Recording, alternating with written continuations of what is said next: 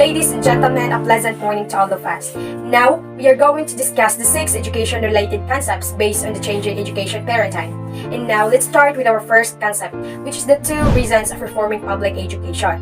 So, in light of the challenges faced by today's educators and students, the field of education is undergoing a paradigm shift with a focus on improving the educational system as a whole from an economic and cultural perspective. So these 2 factors can be thought of as the foundation upon which the dynamic improvement of the educational system can be built. So the first one is economic. Educate our children to take their place in the economies of the 21st century and what the economy will look like at the end of next week. So economic, so despite the fact that we have no idea what jobs will be like in the future, so many nations are struggling to figure out how to best prepare their children for the workforce. So the second one is cultural. Cultural identity and globalization. So, cultural in the face of globalization, nations are grappling with how best to transmit their cultural traditions to future generations. So, these 2 factors can serve as a solid basis for achieving the objectives we have set for the development of education by giving each student the ability to adapt individually to shift in the surrounding environment and improving overall life satisfaction.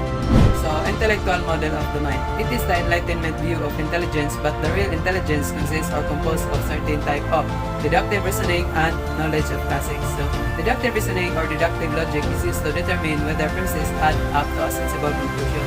Example is my birthday is October 21 and today is October 21. Therefore, today is my birthday. Academic ability. It means the intellectual standing of a student. And there are 2 types of academic ability. Smart people or academic people and non-smart people or non-academic people. And the consequences is that smart people think they are not smart because they are easily being judged by others. The next one is twin pillars. So there are 2 types of twin pillars. The first one is economic or a basic principle that describes how economy works, and intellectual. A group or presumption ideas, standards, and behavior that together form a community accepted viewpoint. The factory model of schools are designed to create docile subjects and factory workers. It means that the factory model of education is originally built to train future factory workers during the Industrial Revolution. During this period, learners should only be taught the essential skills required to become a successful factory worker. Instead of dividing the class into ability-based groups, students were grouped according to their chronological ages. In fact, it only limits the potential of many students according to their intrinsic interest. Learners at the time were trusted to fully adopt the competencies promulgated by the industry of the country.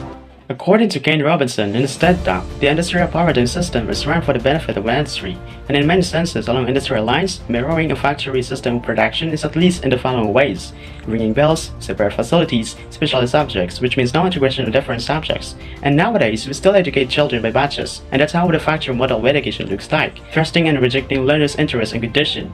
Now, how about the 5 pillars of education for sustainable development in contrast with industrial paradigm of education? Well, industrial paradigm of education is not really fit for the future. We need a paradigm shift to fully acquire the 5 pillars of education for sustainable development rather than mere reform. Factory models of education kills creativity.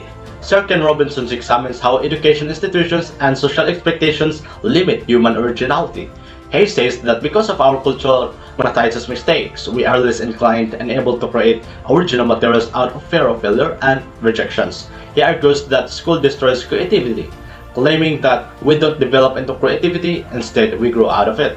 School must provide comprehensive measures and diverse curriculum that incorporates the so-called creative disciplines and visual of performing arts.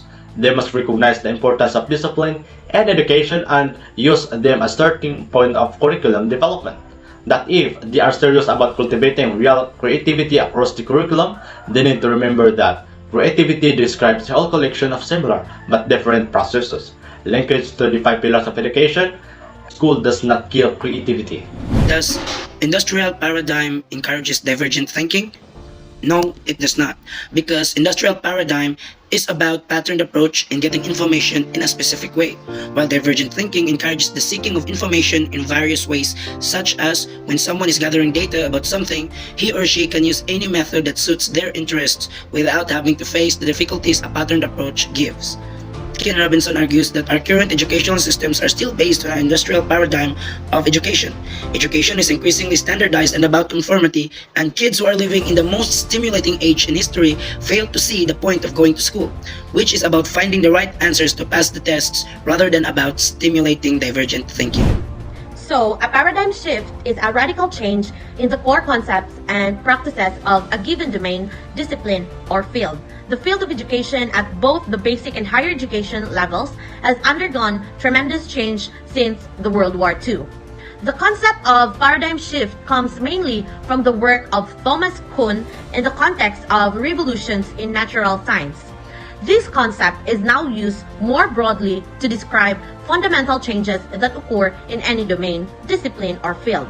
When a paradigm shift occurs, the worldview that previously dominated the domain is altered or even replaced with a new worldview. A paradigm shift causes the entire domain to think and act in new ways. These changes are challenging higher education leaders, faculty, and researchers to fundamentally rethink the nature and purpose of higher education and thus how it should be provided. As a result, some educators now believe that higher education needs to be reconceptualized from a humanistic and human rights perspective. So, this ends our report. Thank you.